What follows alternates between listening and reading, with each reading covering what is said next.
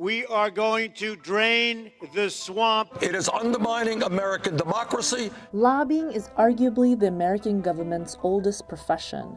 It's an industry worth over $3.5 billion with around 12,000 professionals and hundreds of firms, unions, trade associations, and interest groups in the field. It's one of the main drivers of policymaking in the U.S., but people still don't know much about it. I think one of the misconceptions about lobbyists is that, we walk around with bags of money and say, vote our way or support this or oppose this, but it's not even close to the truth. We want ultimately our policies to be based on the merits, and we want as much information as possible, as long as it is truthful and relevant and meaningful. Almost everyone agrees with that premise, but consensus pretty much ends there. Who gets the tax breaks, and who gets the subsidies, and who gets the bailouts, and who gets the regulatory rollbacks that increase profits? Well, obviously, it's the biggest corporations and the wealthiest people at the top. We've got to get big money out of politics. There's no real oversight of the lobbying industry. I understand the complaints. I think they're unjustified in 99.9% of the time. The pandemic has spurred record spending on lobbying in the first quarter in 2020, but public perception of the profession remains low. So how does this elusive industry work, and is it as corrupt as it appears? My name, Marcy McSwain, and I work as a lobbyist. Marcy started her own firm in early 2019. Before that, she worked nearly a decade for former Congressman Ray McGrath. Lobbyists need to be the most trustworthy people. You can't have a job in this town very long if you're trying to trick, if you don't equip the member of Congress with information that's going to be helpful to his or her district. Lobbying is an age-old profession that dates back to when the Constitution was created. Experts claim the framers included the practice intentionally to make sure no one interest group became too powerful. The ability of individuals, groups, and corporations to lobby the government was therefore protected by the right to petition in the First Amendment. But there's a sense that, we're a large and diverse country with a lot of different people who have a lot of different interests. And there should be a way for people to speak directly to their elected officials and say, hey, you should support this policy, or hey, you should oppose this policy. In 2019, 12,170 bills, resolutions, and amendments were taken up by Congress. Many more thousand were killed. With about 12,000 professionals at trade associations, in-house, unions, or private firms, lobbyists play a major role in American policymaking. I think there's a popular perception that lobbyists come in and do all this sweet talking, lay down piles of cash, lavish dinners, and get what they want. Now, in reality, lobbying is much more boring. It's making the same argument over and over again. It's slowly building coalitions. It's talking to lots of different people and trying to build a case for your client or your perspective. You go to a breakfast fundraiser in the morning, then you go to work, you do your job, then you go to lunch fundraiser, then you come back, then you have another committee hearing or a markup, or you go start calling on your offices, and then you'd go to a cocktail fundraiser, and then you go to a dinner fundraiser, and then you rinse and repeat. Jimmy Williams lives on a 50-acre farm in rural South Carolina. But before moving back here, he spent nearly 20 years in Washington, D.C.'s political scene.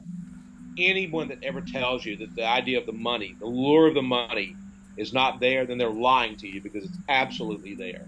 Between 2000 and 2002, Jimmy was the economic policy advisor to Illinois Democratic State Senator Dick Durbin. He says with a degree in literature, he needed the information that lobbyists shared with him. I did everything from trade to taxes to budgets. If it had money signs on it, I did it.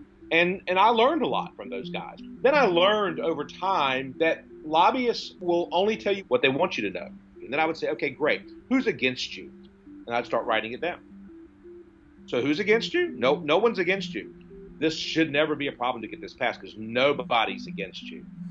And they would look at me and be like, well, we may have. I'm like, okay, so who's against you? Say it's part teacher as an educator and in part lawyer is defending or protecting or trying to implement something. People will say, we don't want lobbyists writing bills.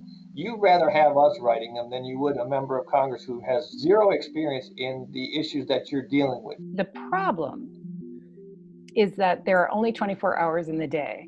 And these representatives, these senators, they may not have time or make time to seek alternative perspectives. And especially when those alternative perspectives are coming from groups or individuals that do not have the ability to make campaign donations. There is a reason why these people are putting huge amounts of money into our political system. I think America responded to somebody who goes to Washington owing no one anything. The more money you spend on members of Congress, the more times you get meetings. It's not about Democrats or Republicans. It's about the reality of money in politics. In 2019, about $3.5 billion was spent on lobbying, nearly twice the combined budgets of the Senate and the House. But it's not only a large industry. Corporations are spending the most. Of the top 100 entities lobbying, 95% are corporations. Businesses are a part of the American public.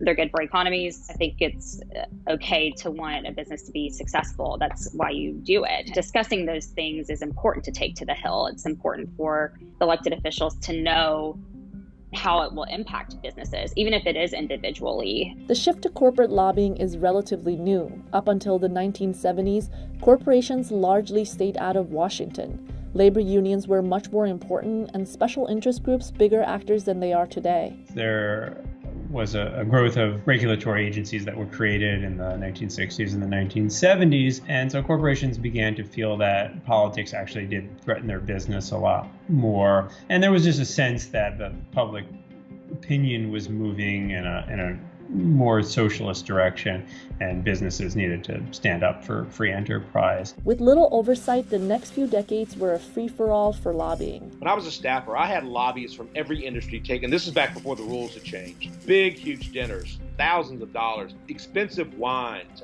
seafood towers, you name it, it was all legal. And I would just laugh and giggle to myself thinking, you think that my boss is going to be with you because you just bought me a $250 bottle of wine? You're full of shit. The rule changes that Jimmy is referring to are laws that were passed in the aftermath of one of the biggest lobbying scandals in American history. In 2006, the Lobbying Transparency and Accountability Act was passed, and a year later, the Honest Leadership and Open Government Act. They tightened the disclosure, information, and reporting requirements from an earlier law, and set ethical guidelines regarding gifts and bribes. One of the laws also made some restrictions on who and when former congressional employees could lobby once transitioning to the private sector. Still, opponents say it's not enough. There's no real oversight of the lobbying industry. The disclosures are voluntary. The enforcement is basically non-existent. The number of lobbyists who have been punished, you can probably count on one hand. If a senator tells you that they don't know how much money a lobbyist has given their campaign, they're lying to you. The symbiotic relationship between campaign finance and lobbying is often contested.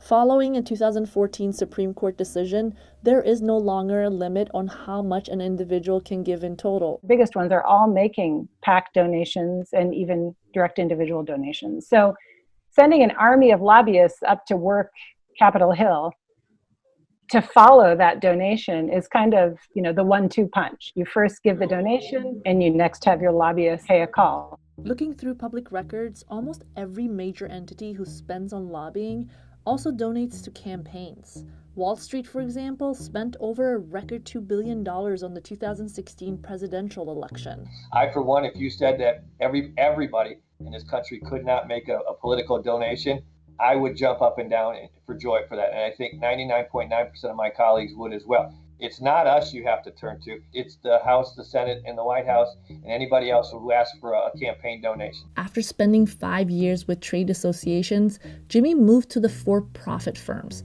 That's when things changed. It was very rewarding financially because I got paid a lot more. But at the same time, I was then beginning to figure out that people didn't give a damn about my knowledge of banking or of the real estate industry. It was all about checks. No one gave a damn about anything other than who I knew and how much would it cost for us to write checks to get into those offices, i.e. campaign donations. And that was a big turnoff. And I wasn't happy with that. Studies are divided about the impact of campaign donations on the corporation's bottom line. For example, a 2017 study found that the victory of a company's preferred candidate only increases the firm's value by 0.05%. But that study didn't consider lobbying. The Sunlight Foundation examined 14 million records from 2007 to 2012, including on campaign contributions and lobbying expenditure, and found that for every dollar spent, the corporation received $760 from the government. The estimates are all over the place, but it's clear that lobbying works enough of the time. It's sort of like the old saw about the executive who says, well, half the money I spent on advertising is wasted. Problem is I just don't know which half. Big tech, Facebook, Google, whatever, are underestimating the furious anger of Capitol Hill. So it may also come as no surprise that those same companies are pouring a lot of money into lobbying those very lawmakers. One group that recently started appreciating the power of lobbying is the tech industry.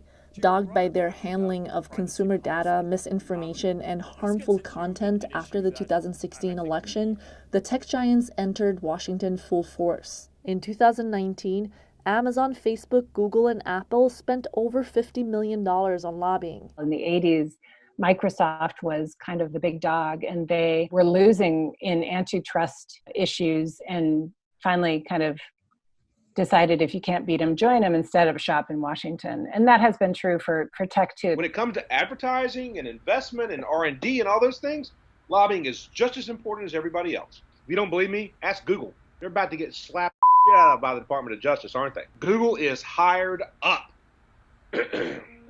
Smart move. Very smart move. Much of lobbyists' successes are attributed to their deep understanding of the regulatory process and personal connections to Capitol Hill. That's something called the revolving door in politics. One study found that nearly 60% of retired or defeated lawmakers of the 115th Congress found jobs in lobbying. You know, when I went to work for Durbin, I could have gone to work for any of those Democratic senators, but I chose him because I knew he was going places. That put me in a very good place as a lobbyist because I knew that people would pick me up because I would have influence in those offices. So if I'm a corporation, I'm hiring Jimmy Williams. Are there rules in place to prohibit them from having the special treatment and things like that? Absolutely. Are they broken? Absolutely.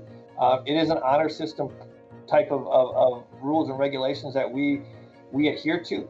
2020 has been a busy year for lobbyists so far. According to the Center for Responsive Politics, lobbying spent for this year's first quarter is the highest on record. Some of the biggest spenders also saw considerable help from the relief package. I don't care if you're a small business or a medium-sized business or a large business, if you're a trade association, a union, if you don't have a government affairs strategy, you are going to be left behind. I will continue to point to the pandemic is a perfect example of that. If you didn't have somebody here with the relationships and speaking for you, well then you likely didn't get what you wanted or needed to help yourself. Lobbying is often criticized for its ability to tilt policymaking in the favor of those with unlimited resources.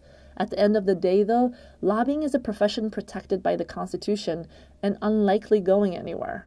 Without a chemical company, how do you think you're going to get a single fruit and vegetable in this country? And whether or not someone on the left or the right likes it, that is irrelevant to me.